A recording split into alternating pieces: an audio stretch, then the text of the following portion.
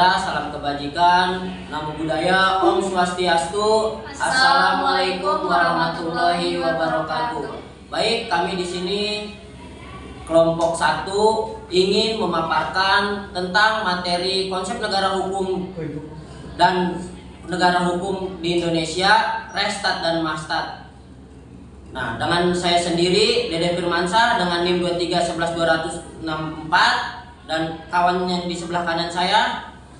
Nama saya Esti Ramadhani dengan NIM 231120042 dan rekan yang di kiri saya. Saya Nur Fajri Rahmi dengan NIM 231120038. Baik, materi pembahasan yang pertama akan dibawakan oleh rekan saya.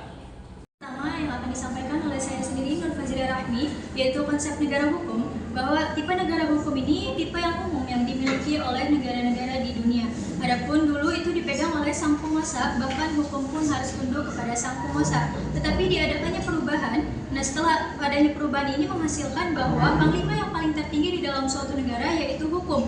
Bahkan sang penguasa pun harus tunduk kepada hukum. Melihat dari perkembangan dan sejarahnya bahwa sejarah timbulnya negara hukum ini sudah lama, jauh lebih lama dari penemuan ilmu kenegaraan. Adapun yang mengemukakan pertama kali konsep negara hukum ini yaitu Plato, kemudian dikembangkan oleh muridnya yaitu Aristoteles. Nah, si Plato ini mengemukakan bahwa konsep bahwa penyelenggaraan negara hukum yang baik itu adalah negara dengan pengetahuan ataupun hukum yang baik pula. Biasanya disebut dengan istilah nomoi. Nah, kemudian konsep ini populer pada abad ke-17. Kemudian konsep dari Plato ini dipertegas kembali oleh muridnya yaitu Aristoteles di dalam bukunya yaitu Politika, bahwa dulu itu orang-orang mencari negara hukum, tetapi Aristoteles ini yang menjadi salah satu menemukan konsep negara hukum. Adapun materi selanjutnya yaitu definisi negara hukum, bahwa negara hukum adalah negara yang penyelenggaraan kekuasaan pemerintahannya yaitu dilandasi oleh hukum. Karena itu, pemerintah dan lembaga-lembaga lain itu dilandasi oleh hukum dan dipertanggungjawabkan atas hukum. Menurut istilah, negara hukum ini memiliki arti yang sederhana, tapi jika kaitkan dengan masa lalu itu memiliki masa yang sangat panjang.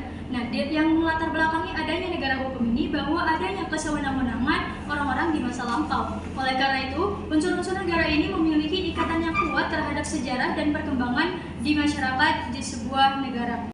Adapun tujuan negara hukum yaitu memiliki tujuan untuk menciptakan kedamaian dan keadilan. Adapun pendapat beberapa para ahli, tetapi kita ambil secara umum bahwa tujuan hukum ini adalah untuk mencapai tujuan hukum itu sendiri. Menurut L.J. Van Apeldoorn, tujuan hukum ini adalah untuk menciptakan masyarakat yang baik. Di dalam mementingkan masyarakat yang ada itu menurut Respon membagi 3 bagian kepentingan. Yang pertama adanya kepentingan pribadi, yang kedua adanya kepentingan publik, dan yang ketiga adanya kepentingan sosial. Sekian, terima kasih. Selanjutnya materi akan disampaikan oleh rekan saya.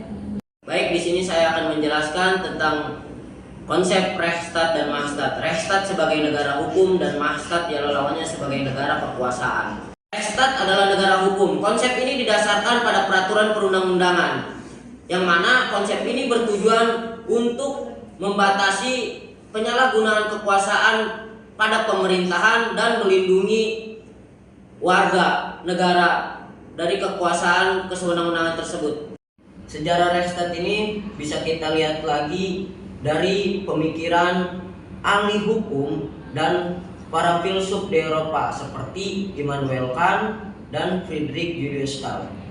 Konsep ini lahir sebagai respon dari kekuasaan absolut raja yang mana terjadi pada Raja Louis ke-16 di Prancis, yang mana tragedi tersebut biasa kita kenal sebagai tragedi revolusi Prancis. Dan istilah Restat ini pertama kali digunakan oleh guru besar HTN bernama Rudolf van Geets dari Berlin, Jerman.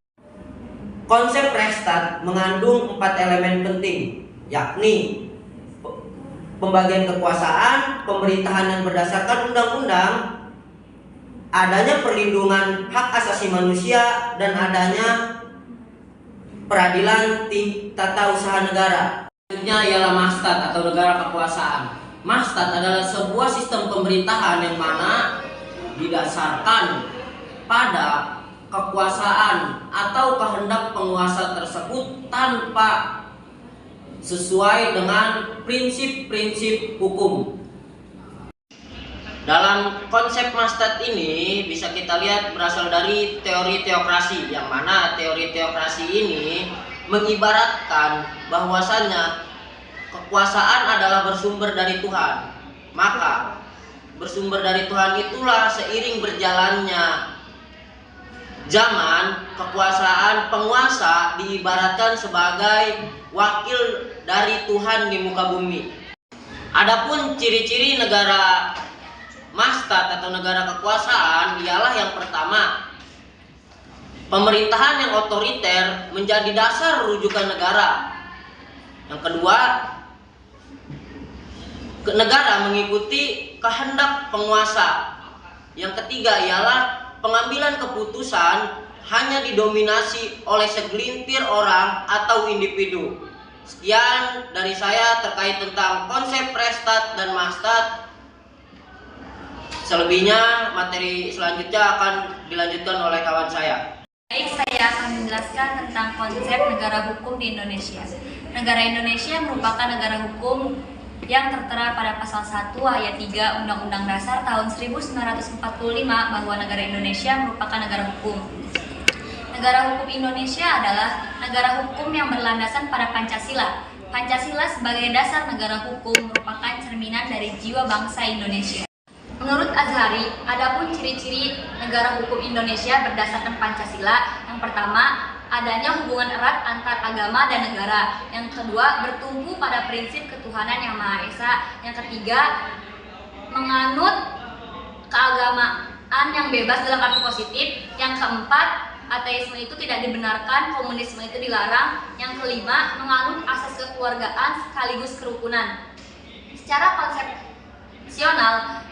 konsepsional, negara hukum Indonesia harus berlandasan pada 1. Nilai-nilai ketuhanan yang Maha Esa, 2. Nilai-nilai kemanusiaan yang adil dan beradab, 3. Nilai-nilai persatuan Indonesia, yang keempat, nilai-nilai kerakyatan yang dipimpin oleh hikmat kebijaksanaan dalam permusyawaratan perwakilan, yang kelima, nilai-nilai keadilan sosial bagi seluruh rakyat Indonesia.